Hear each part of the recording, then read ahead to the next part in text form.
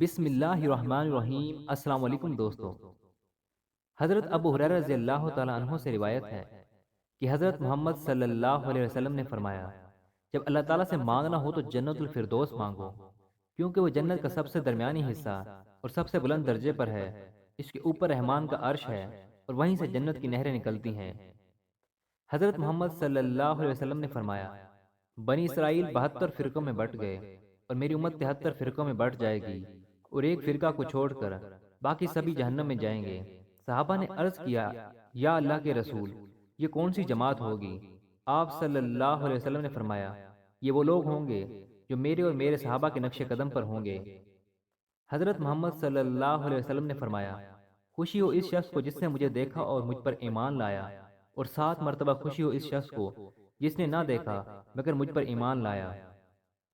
حضرت ابو ہریرہ رضی اللہ تعالیٰ عنہ سے روایت ہے کہ حضرت محمد صلی اللہ علیہ وسلم نے فرمایا، جب ابن آدم آیت سجدہ کی قرات کرتا ہے پھر سجدہ کرتا ہے تو شیطان روتے ہوئے وہاں سے ہٹ جاتا ہے۔ وہ کہتا ہے، ہائے اس کی ہلاکت! ابن آدم کو سجدہ کا حکم ملا تو اس نے سجدہ کیا، اس کے لیے جنت ہے، اور مجھے سجدہ کا حکم ملا تو میں نے انکار کیا، بس میرے لیے آگ ہے۔ حضرت محمد صلی اللہ علیہ وسلم نے فرمایا، میری امت کے 70,000 اشخاص حساب کے بغیر جنت میں داخل ہوں گے۔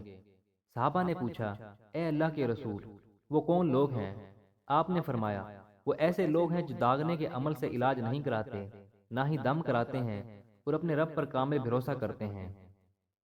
حضرت ابو ہریرہ رضی اللہ تعالیٰ عنہ فرماتے ہیں کہ ہم ایک سفر میں رسول اللہ صلی اللہ علیہ وسلم کے ہمراہ تھے، اور اسی دوران حضرت بلال رضی اللہ تعالیٰ عنہ اذان دینے لگے۔ جب وہ اذان دے چکے تو رسول اللہ صلی اللہ علیہ وسلم نے ارشاد فرمایا، جو ان کلمات کو صدقے دل سے کہے گا وہ جنت میں داخل ہوگا۔ اگر آپ ہمارے اس چینل پر نئے ہیں تو اس چینل کو سبسکرائب کریں اور اس ویڈیو کو صدقہ جاریہ سمجھتے ہوئے آگے شیئر ضرور کریں۔